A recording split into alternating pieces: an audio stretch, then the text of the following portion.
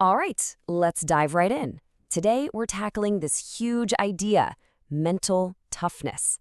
But here's the thing. There are these two totally clashing philosophies on how you actually push your limits. And, it all really boils down to a single, powerful number. 40%. That's it, just 40%. In the world of peak performance, this is the wall that most of us hit and never, ever break through. So what does it really mean?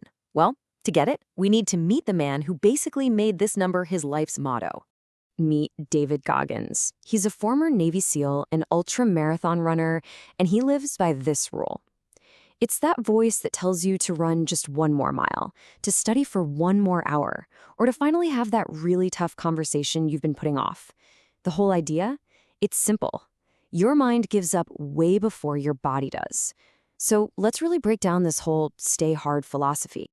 Okay, so first up, we're going to dissect the Goggins thesis. And just a heads up, it's a confrontational approach to getting better. It's built on this really uncompromising idea that our comfort zone is the absolute enemy of our growth. So the 40% rule, it sounds simple, right? But it's kind of deep. It's this idea that when your brain is screaming at you, "I'm done, I can't go on," you're actually just hitting a fake ceiling. Goggins' whole point is that our comfortable modern lives have made us soft, allergic to any real discomfort. So this rule, it's basically a declaration of war on being comfortable. To explain this mental barrier, Goggins uses this really powerful metaphor: the governor. Now, think about it like a governor on an engine that limits its top speed just to keep it safe. He argues our brain has one of those, and it's designed to keep us comfortable. But in doing so, it just severely caps our potential. The voice of that governor, it's that nagging internal chatter telling you to quit, that you suck, that you just can't make it. And this chart really shows you the massive gap between what we think our limits are and what our true potential is. I mean, look at that huge untapped area. That's what Goggins says we can access by pushing past that 40% barrier, by learning to silence the governor. But how do you actually do that? Well, Goggins gives us a toolkit for this mental warfare. First, there's the accountability mirror, which forces you to just confront your weaknesses head on. Then there's the calloused mind, reframing all your past pain as training fuel. And finally, the cookie jar. This is your mental highlight reel of all your past wins, ready to pull out when you're about to give up. These are the tools he says you need to forge a tougher mind.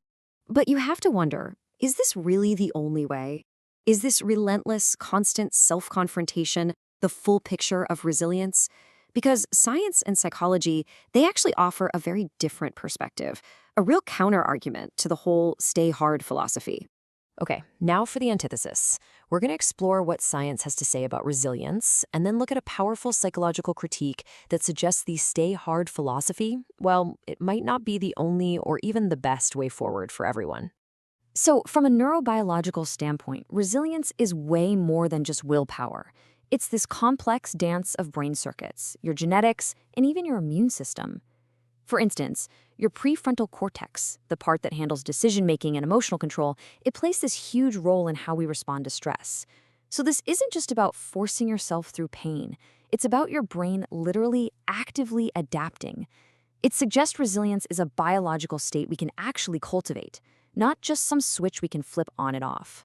And then you have this really stark critique from Coach Jamin Fraser. He actually calls the Goggins method a form of self-abuse, where one part of you is just bullying the other into submission. He calls it energy against yourself, a constant internal battle.